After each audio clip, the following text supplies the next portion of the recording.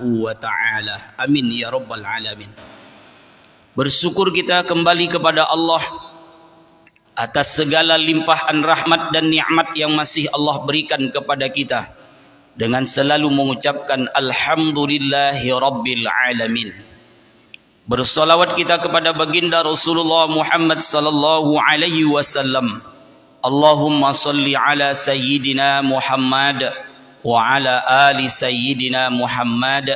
Assalamu alayka ya Rasulullah, assalamu alayka ya Habiballah. Ibu dan bapak jamaah solat zuhur Masjid Raya An-Nur Provinsi Riau yang kami muliakan, kita lanjutkan kajian kita dengan kita beri tema hari ini adalah pendidikan anak di dalam konsep Islam. Kita ulangi, judul ceramah kita adalah pendidikan anak di dalam konsep Islam. Kaum muslimin rahimakumullah, agar lebih jelas judul kita ini, maka kita ambil sebuah dalil firman Allah Subhanahu wa ta'ala di dalam surah At-Tahrim, surat At-Tahrim ayat 6. Allah Subhanahu wa ta'ala berfirman, A'udzu billahi minasy syaithanir rajim. Bismillahirrahmanirrahim. Ya ayyuhalladzina amanu qu anfusakum wa ahlikum nara wa quduhan nas wal hijarah 'alaiha malaikatun ghilazun shidad la yaghsunallaha ma amarahum wa yaf'aluna ma yu'marun. Kalau kita buka terjemahan tentang ayat ini, maka arti dari ayat ini sebagai berikut. Allah menyebutkan ya ayyuhalladzina amanu. Allah panggil orang-orang yang beriman, karena setelah kalimat orang yang beriman biasanya perintah Allah yang disebutkan di dalam ayat itu. Maka Allah tahu hanya orang-orang yang beriman saja yang akan sanggup mengikuti, mengerjakan apa yang diperintahkan oleh Allah. Contoh misalnya perintah tentang puasa.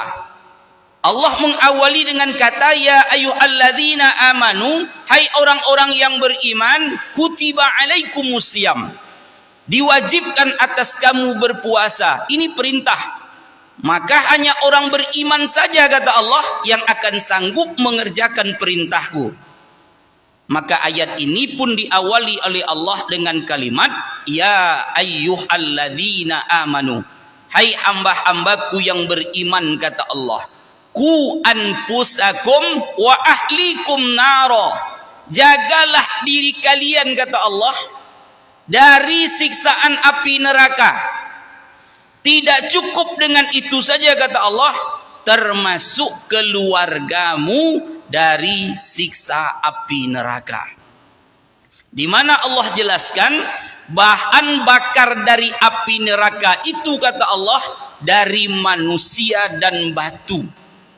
Bahkan malaikat-malaikatnya, kata Allah, kasar, keras. Tak ada di dalam neraka itu malaikat yang senyum. Kalau kita tengok dalam ayat ini, itulah kata Allah, kasar. Tak mau orang tu besok masuk neraka, ditolaknya ke dalam api neraka. Kalau sekarang mungkin bisa berkilah, kamu masuk, enggak, kamu masuk, enggak. Tapi besok ketika di dekat pintu neraka, maka jangan harap kita bisa untuk mengelak. Begitulah kerasnya penghuni daripada penjaga pintu neraka. Malaikat Malik yang kita pelajari dalam ilmu sejarah, dalam ilmu beberapa kitab tentang siapa penjaga neraka, malaikat Malik yang disebutkan oleh Allah, orangnya kasar, malaikatnya kasar, yang tidak ada sedikit pun senyum baginya. Kalau dalam bahasa kitanya mengatakan muak dia nengok kita, itulah. Kaum muslimin rahimakumullah yang berbahagia, Maka kalau kita buka pula tafsir tentang ayat ini, agar lebih mendekati tentang makna daripada ayat, maka buka tafsir. Kalau kita buka tafsir tentang ayat ini, Allah Subhanahu wa taala ingin menegaskan kepada kita. Kata Imam Profesor Dr. Haji Muhammad Quraisy Shihab yang lahir di Sulawesi Selatan pada tanggal 16 Februari tahun 1944, di dalam kitabnya Al-Misbah juz ke-14 halaman 327 mengatakan bahwa pendidikan anak itu diawali dari rumah tangga. Jadi Allah mengatakan, ya ayyuhalladzina amanu qu anfusakum wa ahlikum naro. Jagalah dirimu, ini memaknai bahwa kita disuruh diri kita jauh dari api neraka. Tapi tidak cukup dengan diri kita saja. Allah berpesan, anakmu, istrimu, engkau jaga pula dari siksa api neraka.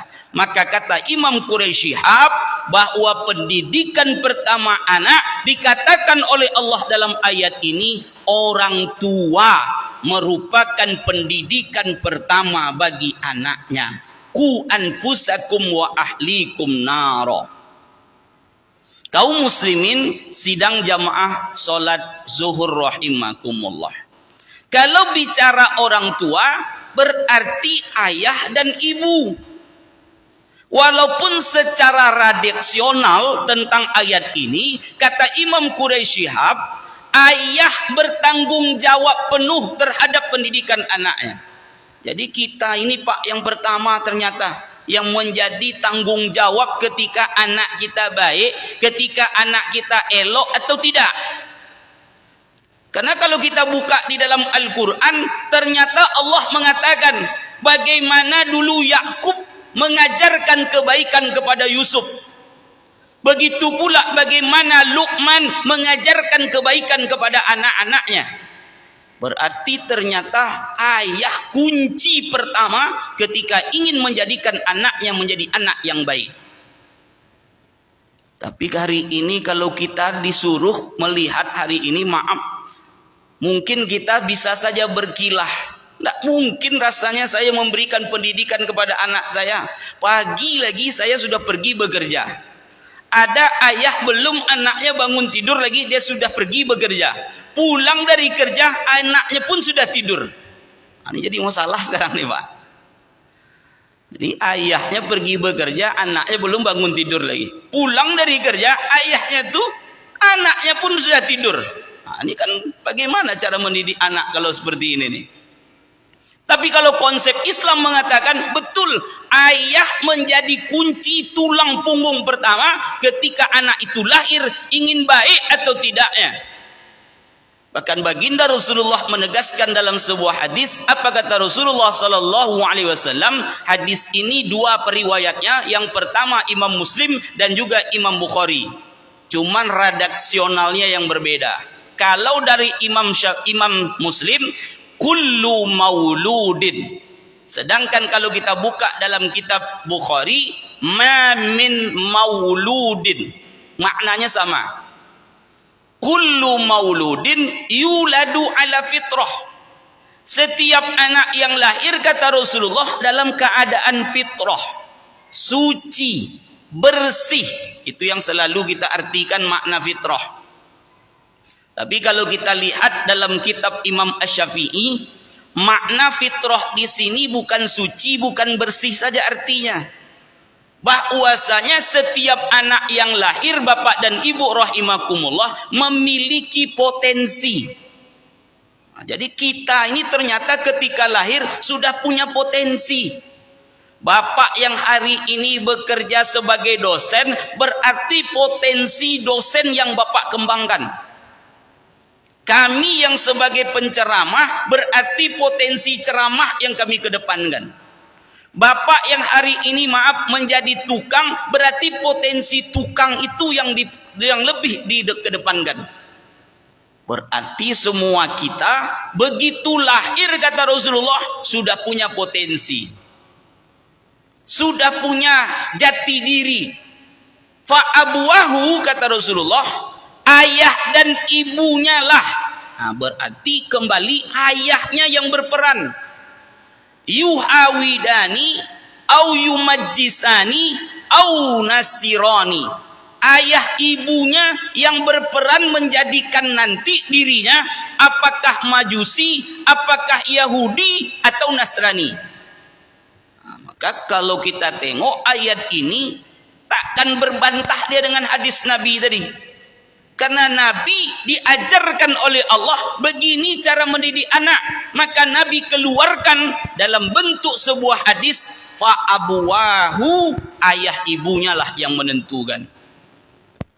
Maka kalau kita tengok dalam ayat ini Bapak dan Ibu rahimakumullah, Nabi diajarkan oleh Allah karakter pertama anak ketika mendidiknya tergantung kepada ayah dan ibunya masing-masing.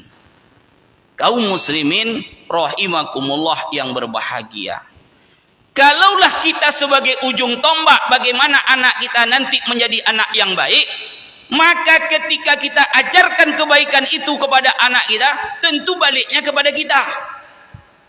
Kalau anak itu menjadi anak yang soleh, insya Allah ketika kita hidup dia doakan kita, ketika kita mati dia doakan juga kita nanti. Rabbighfirli wali walidayya warhamhuma kama rabbayani shaghira. Tapi sebaliknya, andai kata hari ini kita tidak memberikan pendidikan yang baik kepada anak kita, baliknya juga ke kita. Kita juga akan merasakan ketika di dunia ini betapa banyak anak hari ini yang melakukan keburukan kepada orang tuanya. Kan pernah kita dengar ibunya sedang sholat, dipijak kepala ibunya oleh anaknya. Nauzubillah min zalik. Lantaran dia meminta sepeda motor belum dibelikan oleh ibunya. Betapa banyak juga anak hari ini mau dia mencaci maki ayahnya, mau dia mencaci maki ibunya. Kenapa? Boleh jadi pendidikan awal dari orang tua tidak diberikan kepada anaknya. Baliknya juga ke kita. Nah, ketika kita ditimbun di dalam tanah, ketika kita meninggal dunia, anak tak sanggup untuk menyolatkan kita, anak tak sanggup untuk memandikan jenazah kita, berarti imbasnya juga ke kita. Begitu orang tuanya meninggal dunia, disuruh oleh orang, nak, engkau mandikanlah jenazah ayahmu, nak, engkau mandikanlah jenazah ibumu, nak. Apa kata anak kita besok kalau tak kita didik dengan kebaikan? Enggak, takut saya nanti ayah saya datang jadi hantu. Nauzubillah, Pak. Ini pernah saya dengar, Pak. Ketika ada jenazah ayah ibunya meninggal, anak disuruh untuk memandikan orang tuanya. Enggak mau anaknya, takut dia kepada jenazah ayah dan ibunya sendiri. Ada enggak, Pak, seperti itu sekarang, Pak? Ada. Bahkan ketika jenazah ayahnya berada di masjid, disuruh untuk nyolatkan ayah dan ibunya, dia pun tak mau. Kenapa? Tak pandai. Ini alasannya.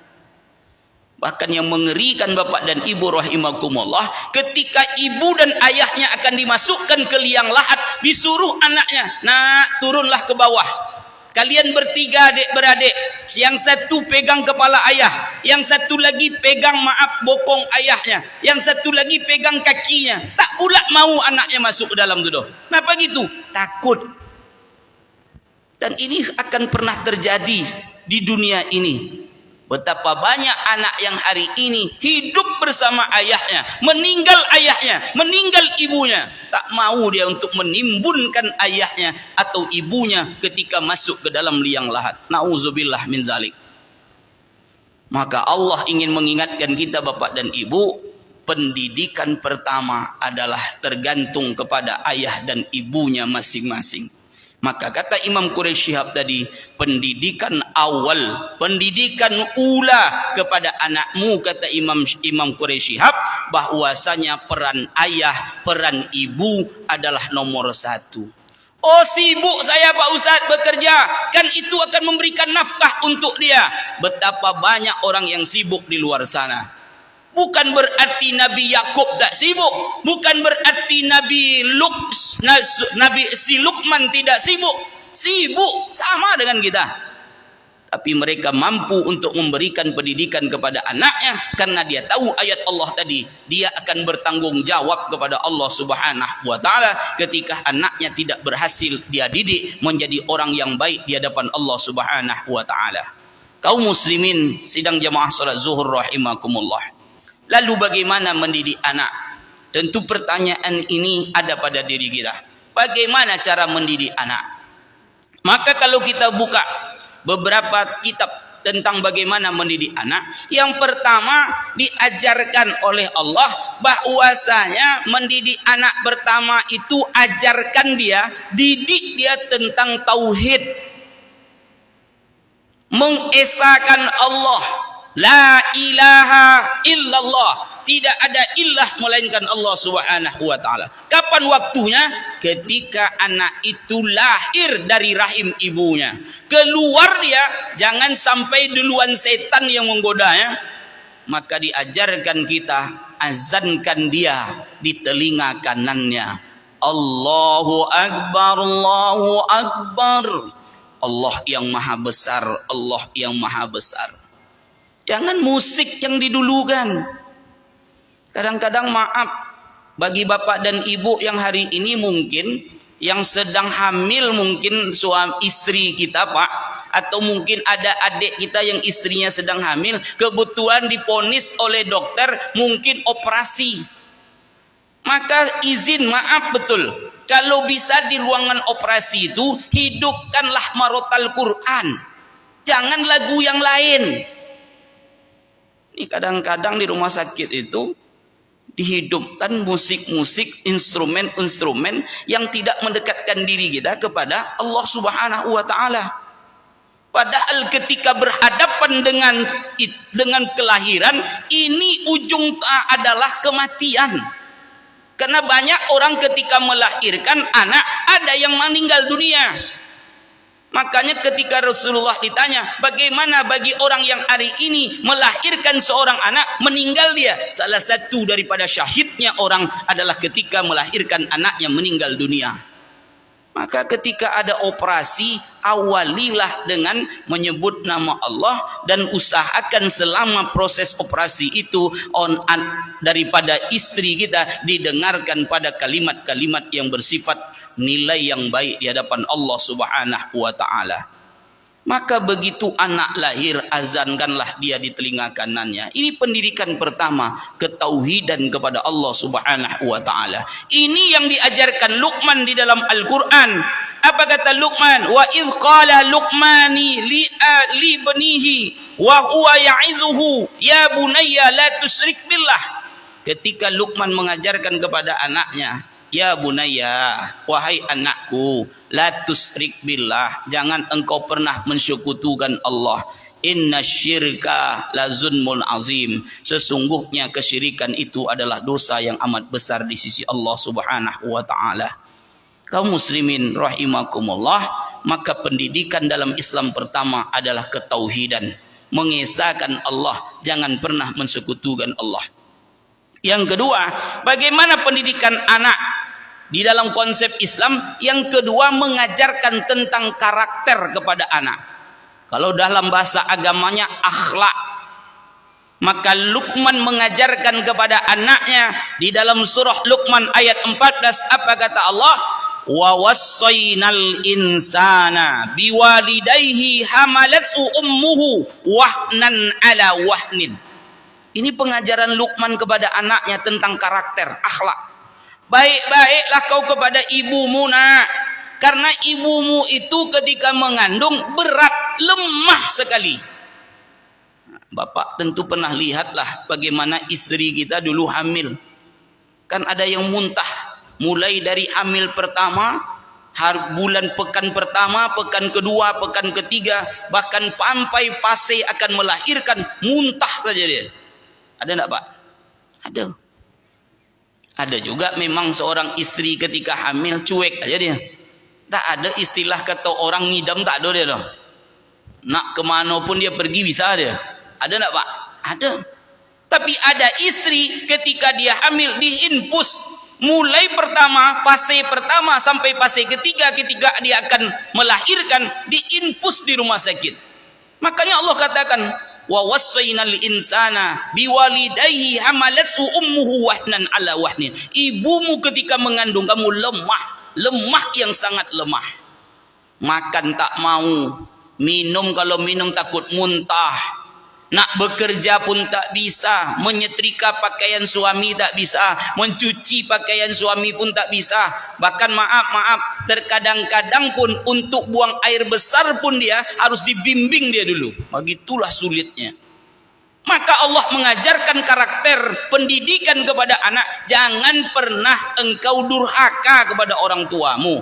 Jangan pernah engkau berkata kepada orang tuamu. Jangan engkau berkata cis kepada orang tuamu. Apalagi sampai menendang orang tuamu sendiri. Maka hari ini jangan salahkan anak. Ketika kita tak mengajarkan akhlak yang baik kepada anak, anak menjadi orang yang kasar kepada orang tuanya. Jangan salahkan anak ketika anak hari ini tak diajarkan sebuah karakter, berpikir yang baik, akhlak yang baik. Ketika besok besar dia melawan kepada kedua orang tuanya. Maka tadi kalau kita tengok hadis tadi, cocok pula dengan apa yang disebutkan oleh Allah tadi. Ayah ibunya lah yang menjadikan anak itu baik atau tidak. Kaum muslimin rahimakumullah yang berbahagia. Terakhir, pendidikan bagaimana yang diajarkan dalam Islam untuk anak kita, maka kita ajarkan pendidikan itu kepada anak kita dengan memilihkan tempat yang baik untuk dia menuntut ilmu. Jangan asal memasukkan anak saja ke pendidikan. Udahlah masuk aja lah situ nak. Terserah engkau aja lah. Nak sekolah engkau sekolah. Enggak ada untung rugi semua saya dong. Ini salah ini. Karena pendidikan di rumah sudah, tapi ada pendidikan berikutnya adalah tempat dia. Ketika dia nanti keluar dari rumah, pendidikan itu akan mempengaruhi karakternya. Kalau nanti dia sekolah di lingkungan orang yang tidak baik, maka anak pun tidak akan menjadi anak yang baik. Kawannya mencarut di sekolah tuh kerjanya. Pasti pulang dia nanti dia bawa carut tuh ke rumah.